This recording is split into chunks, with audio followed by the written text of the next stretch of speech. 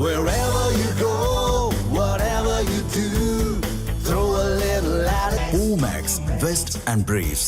பாரதிய ஜனதா கட்சி சார்பாக பிரபாவ தமிழ் புத்தாண்டு நல்வாழ்த்துக்களை தமிழக சொந்தங்களுக்கெல்லாம் நாங்கள் தெரிவித்துக் கொள்கின்றோம். இந்த ஆண்டு மிகச் சிறப்பாக நல்ல ஒரு ஆண்டாக மகிழ்ச்சியான ஆண்டாக தமிழ் சொந்தங்களுக்கு அமையட்டும். இன்று நம்முடைய முன்னாள் தேசிய தலைவர் பாரதத்தினுடைய சுகாதாரத்துறை அமைச்சர் திரு ஜே.பி. நட்டா அவர்கள் பாரதிய ஜனதா கட்சியினுடைய தேர்தல் வாக்குறுதியை தமிழக மக்களுக்கு பாரதிய ஜனதா கட்சி சார்பாக இன்று வெளியிட்டிருக்கின்றார்கள்.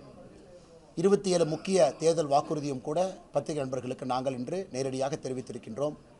அதை நீங்கள் தமிழக மக்களுக்கு எடுத்துச் செல்ல வேண்டும் என்று இந்த நேரத்தில் அன்போடு கேட்டுக்கொள்கின்றோம். நேரடியாக உங்களுடைய கேள்விகளுக்கு வந்துடுறோங்கண்ணா. சார், தொகுதி மறுவரையால் தமிழ்நாடு பாதிக்கப்பட்டால் இந்தியாவே திரும்பி பார்க்கக்கூடிய அளவுக்கு போராட்டத்தை முன்னெடுக்கணும் முதலமைச்சர் வீடியோ வெளியிட்டிருக்கிறார். ஆனால் முதலமைச்சரை பொறுத்தவரை அந்த வீடியோவில் பல கருத்துக்களை தெரிவித்திருக்கின்றார்கள். அதில் எங்களுக்கு ஏற்புடையதல்ல. 1960 தமிழகத்தை பார்க்க வேண்டும் அப்படின்னு ஒரு வார்த்தையை சொல்லியிருக்கிறாரு. அதே போல பாரத பிரதமர் நரேந்திர மோடி அவர்களுக்கு கடைசி எச்சரிக்கை அப்படின்னு ஒரு வார்த்தையை சொல்லியிருக்கிறார். ஒரு அரசியலமைப்பு சட்டத்தின் மீது உறுதிமொழி எடுத்து பதவியில் அமர்ந்திருக்கக்கூடிய முதலமைச்சர் பேசுகின்ற வார்த்தையை தமிழக மக்கள் பார்த்து கொண்டிருக்கின்றார்கள். 1996 பாராளுமன்றத்தில் தொடர்ந்து சகோதரிகள் பெண்களுக்கு கொடுக்கக்கூடிய 33% இடஒதுக்கீடு மசோதாவை எத்தனை முறை திராவிட முன்னேற்ற கழகம் பாராளுமன்றத்தில் ஆக்கப்பூர்வமாக பேசியிருக்கிறாங்க. 96, அதன் பிறகு 20 ஆண்டு காலம் தோல்வி. அதன் பிறகு 2010 ராஜ்யசபாவில் பாஸ் பண்ணாங்க, லோக்சபாவில் பாஸ் பண்ணல. திமுகவுடைய கூட்டணி கட்சியினுடைய தலைவர்கள், இந்திய அரசினுடைய முக்கியமான தலைவர்கள் பெண்களுக்கு நாங்கள் இருக்கும் வரை இடஒதுக்கீடு கொடுக்க மாட்டோம் என்று சொன்ன பாராளுமன்றம். அதன் பிறகு 2023 செப்டம்பரில் நம்முடைய பாரத பிரதமர் நரேந்திர மோடி அவர்கள் முயற்சி எடுத்து முன்னெடுத்து இந்தியாவுடைய அரசியல் தலைவர்கள் எல்லோரும் சேர்ந்து யுனானிமஸாக எதிர்க்கட்சி நண்பர்களும் இணைந்து இடஒதுக்கீடு மசோதாவை பாராளுமன்றத்தில் நாம் அதை கொண்டு வந்து வெற்றிகரமாக அதை பாஸ் செஞ்சுருக்கிறோம். அது மட்டும் இல்லை, அன்னைக்கு எதிர்க்கட்சி நண்பர்கள் காங்கிரஸ் உட்பட இதை உடனடியாக அமலுக்கு கொண்டு வரணும் அன்னைக்கே கேட்டாங்க. எப்போ கேட்டாங்க? 2023 ஆகஸ்டில். நீங்கள் சொல்லுங்கள், 2024 மார்ச்சில் எலெக்ஷன் அனௌன்ஸ் பண்ணுறாங்க. அதன் பிறகு எலெக்ஷன் நடக்குது. அதன் பிறகு மத்திய அரசு, அங்கே இருக்கக்கூடிய தேர்தல் ஆணையம் எல்லோருமே சொல்கிறார்கள் 2024 செயல்படுத்துவதற்கு வாய்ப்பே இல்லை. அன்றைக்கே நாம் சொன்னோம் மிக விரைவில் செயல்படுத்த போகிறோம். சட்டத்தை நாம் உறுதி செய்த பிறகு இன்னைக்கு ஏப்ரல் 16, 17, 18 சிறப்பு அமர்வு பாராளுமன்றத்தில் மத்திய அரசு கூட்டியிருக்கின்றார்கள். தமிழகத்தினுடைய எம்பிக்கள் கூட அதில் போய் பங்கேற்க வேண்டும். இன்னைக்கு ஒரு கட்சியுமே சீஃப் விப்பை கூப்பிட்டு இன்ஸ்ட்ரக்ஷன் கொடுத்துருக்குறாங்க. இந்த கான்டெக்ட் எதுக்கு நான் சொல்கிறேன்னா, நம்ம தமிழகத்தினுடைய சொந்தங்கள் இதை புரிந்து கொள்ள வேண்டும். திராவிட முன்னேற்ற கழகத்தை பொறுத்தவரை பாராளுமன்றத்தில் வெறும் பேச்சை மட்டும்தான் பேசினாங்க. ஆக்கப்பூர்வமாக சகோதரிகளுக்கு 33% இடஒதுக்கீடை பற்றி எங்கேயுமே பேசலை. இன்றைக்கி நான் முதலமைச்சர்கிட்ட கேட்குறேன், எனக்கு இந்தியாவில் மக்கள் தொகை அடிப்படையில் இடஒதுக்கீடு நம்ம கொண்டு வர்றோம். இதே 543 பாராளுமன்றத்தில் இருக்கக்கூடிய எம்பிக்களை 2026 ப்ரொஜெக்டட் பாப்புலேஷன், அதாவது பாப்புலேஷனை ப்ரொஜெக்ட் பண்ணுறேன்னா சென்சஸ் நம்பர் நம்ம கையில் இல்லை, ப்ரொஜெக்டட் பாப்புலேஷனை கொண்டு போனால் தமிழ்நாட்டினுடைய எம்பிக்களுடைய எண்ணிக்கை 39 31 வந்துடும், 8 குறைஞ்சிரும். அதே போல் கேரளா 20 12 வந்துடும். இன்னைக்கு மக்கள் தொகை அடிப்படையில். ஆனால் நம்முடைய மத்திய அரசு மக்கள் தொகை அடிப்படையில் பண்ணல என்பதை முதலாக இவர் உணர்ந்து கொள்ள வேண்டும். தமிழகத்தினுடைய முதலமைச்சர் பொய் சொல்வதை வழக்கமாக வச்சிருக்கிறார். மக்கள் தொகை அடிப்படையில் நாம் இதை செய்யவில்லை என்பதை முதலமைச்சர் அவர்கள் உணர்ந்து கொள்ள வேண்டும். இன்னைக்கு 543 சீட் அப்படியே 1/3 நம்முடைய சகோதரிகளுக்கு 33% இடஒதுக்கீடு கொடுத்தீங்கன்னா அதற்கு நிறைய அரசியல் கட்சிகள் எதிர்ப்பு தெரிவிக்கிறாங்க. இருக்கக்கூடிய 543 அப்படியே 33%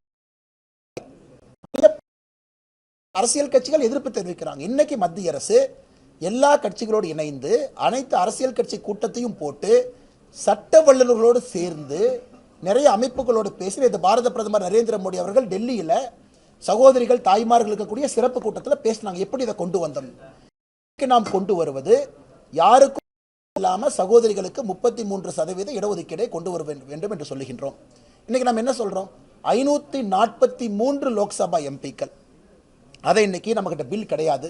நம்ம எல்லோருமே பேசுவது 50% அதை உயர்த்தணும் அப்படின்னா 816 எம்பிக்கள், 816 பாராளுமன்றத்தினுடைய உறுப்பினர்கள், அதில் 33% இடஒதுக்கீடு.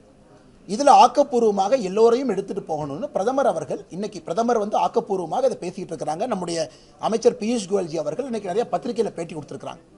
இது யாருக்கும் எதிரானது இல்லை. மக்கள் தொகை அடிப்படையில் நாம இடஒதுக்கீடு செஞ்சிருந்தோம்னா 39 தமிழகத்தினுடைய எம்பிக்கள் எண்ணிக்கை 31க்கு வந்திருக்கும். 8 நாம் இழந்திருப்போம். அதற்கெல்லாம் மதிப்பளித்து தான் மத்திய அரசு மக்கள் தொகை அடிப்படையில் நாங்கள் செய்யல.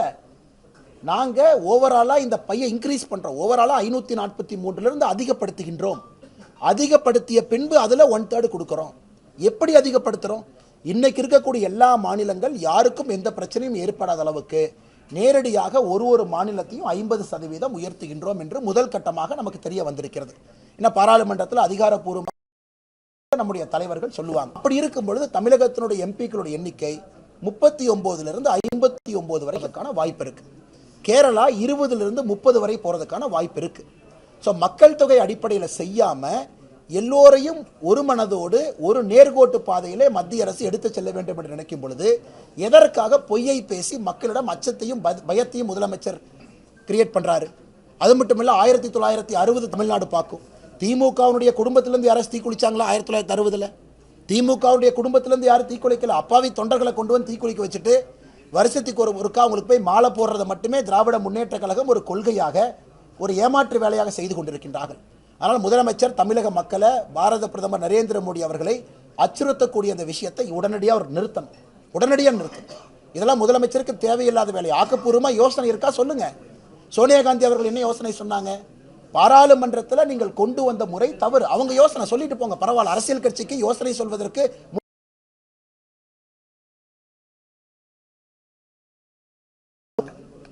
ஆந்திரா தெலங்கானாவுடைய முதலமைச்சர் ரேவந்த் ரெட்டி காலில் சொல்லியிருக்கிறாங்க 5% உயர்வு என்பது புரோரேட்டா கொண்டு வாங்க, 50% மாநிலத்தினுடைய வளர்ச்சி அடிப்படையில் கொண்டு வாங்க. அது ஒரு யோசனை.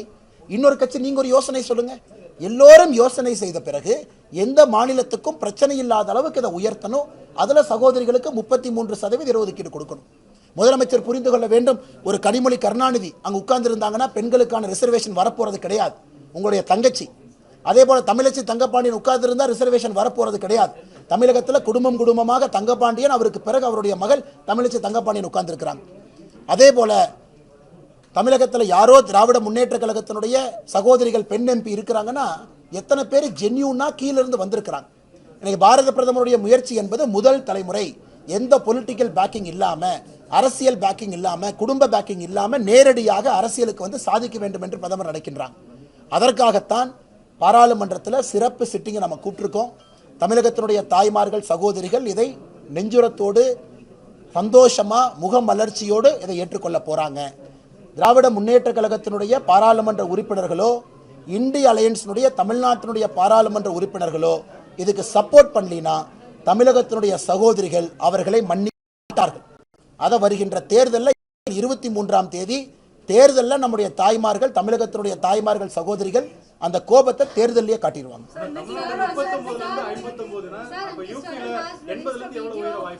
அண்ணே, நான் சொல்வது மத்திய அரசு அதிகாரப்பூர்வமாக உங்களுக்கு அறிவிப்பாங்க. ஏப்ரல் 16ஆம் தேதி அந்த பில்லை பைலட் பண்ணும்போது உங்களுக்கு தெரியும். இன்னைக்கு எல்லோரும் பேசுவது ப்ரொபோஷனட்டா 50% உயர்த்தலாம். பெட்டர் ஐடியாஸ் இருந்தால் முதலமைச்சர் ஐடியா போய் கொடுக்கட்டுமே. சும்மா 5 மாநில முதலமைச்சரை கூப்பிட்டு ஒரு மீட்டிங் போட்டு 2 டீ சாப்பிட்டுட்டு வேண்டாம் சரி வேண்டாம் ஃபார்முலா சொல்லுங்க. பாப்புலேஷன் வேண்டாம் நாங்களும் சொல்றோம். தமிழ்நாடு பாரதிய ஜனதா கட்சியும் மக்கள் தொகை அடிப்படையில் வேண்டாம் தான் நாங்களும் வலியுறுத்துறோம். இது எப்படி பண்ணலாம்? ப்ரோரேட்டா பண்ணலாமா? இல்ல எல்லாத்துக்கும் 50% உயர்த்தலாமா? எப்படி பண்ணலாம் சொல்லுங்க. எதுவுமே இல்லாம சும்மா உட்காந்து பேசுறீங்க. இன்னைக்கு இத்தனை கட்சிகள் நீங்க எல்லாம் சொல்லியிருக்கிறீங்க, கான்ஸ்டிடியூஷனல் எக்ஸ்பர்ட் சொல்லியிருக்கிறாங்க. அதையெல்லாம் வைத்து மத்திய அரசு யாருக்கும் பாதகம் இல்லாம அடுத்து எந்த தொகுதியை சகோதரிகளுக்கு கொடுப்பது? 1/3. இன்னைக்கு 543 தமிழ்நாடு 39 அப்படியே 1/3 பிரிக்கிறோம். 13 தொகுதியை பிரிக்கிறோம். திராவிட முன்னேற்ற கழகம் ஒத்துக்கொள்ளுமா? எந்த 13 கொடுக்கிறது? அந்த 13 பிரிப்பதற்கான வரைமுறை என்ன? அதை எல்லாம் பாராளுமன்றத்தில் ஏப்ரல் 16ஆம் தேதி மத்திய அரசு அந்த பில்லை கொண்டு வரும்போது தெளிவு கிடைக்கும். இன்னைக்கு எதுவுமே இல்லை. மக்கள் தொகை அடிப்படையில் யார் சொன்னா? மக்கள் தொகை அடிப்படையில் நாம் உயர்த்துகின்றோம் என்று யார் சொன்னார்கள் இவர்களுக்கு? எதற்காக முதலமைச்சர் வீடியோ போட்டு அச்சுறுத்தல் செய்யணும்? 1960 தமிழகத்தை பின்னோக்கி கொண்டு போக பார்க்குறாங்களா? இல்லை எதற்காக முதலமைச்சர் தேவையில்லாத இந்த வேலையெல்லாம் செய்யணும்? அதனால் தமிழக மக்கள் இதை பார்த்து கொண்டிருக்கின்றார்கள். ஆரோக்கியமான அரசியலை முதலமைச்சர் செய்யணுமோ விட்டு தேர்தல் நேரத்தில் ஒரு விஷயத்தை ஊதி பெரிதாக்கி விட்டு இதை பார்த்து யாரோ அப்பாவி தொண்டர் 2 பேர் தீ குளிச்சானா அதிலே குளிர் காய்வதற்காக முதலமைச்சர் அவர் ஐடியா பண்ணிட்டு இருக்காருன்னு மிக தெளிவாக இந்த வீடியோல இருந்து நமக்கு தெரியுது. சார், இந்த தேர்தல் அறிக்கையில வந்து விலையில்லா சிலிண்டர்னு குறிப்பிடும்போது பொங்கல், தமிழ் புத்தாண்டு மற்றும் தீபாவளின்னு குறிப்பிட்டிருக்கீங்க. நீங்களே மத ரீதியாக மக்களை பிளவுபடுத்துற மாதிரி தானே இருக்குது. ஏன்னா கிறிஸ்துமஸும் ரம்ஜானும் பண்டிகையில நீங்க ஒரு முடிவுக்கு வரீங்களா? இல்லைங்க மேடம், கிறிஸ்துமஸும் ரம்ஜானும் முக்கியமான பண்டிகைகள் தான், அப்படி நோக்கம் கிடையாது. நம்மை பொறுத்தவரை எல்லா தரப்பட்ட மக்களுக்குமே 3 வரணும். இப்போ தீபாவளி பண்டிகையும் பொழுது எல்லோருத்துக்குமே கிடைக்கும். காரணம், நாம் தீபாவளி, கிறிஸ்மஸ்ஸு, ரம்ஜான் எல்லாத்தையுமே நம்ம சேர்த்துட்டு போனால் 5ஆ மாறிவிடும்.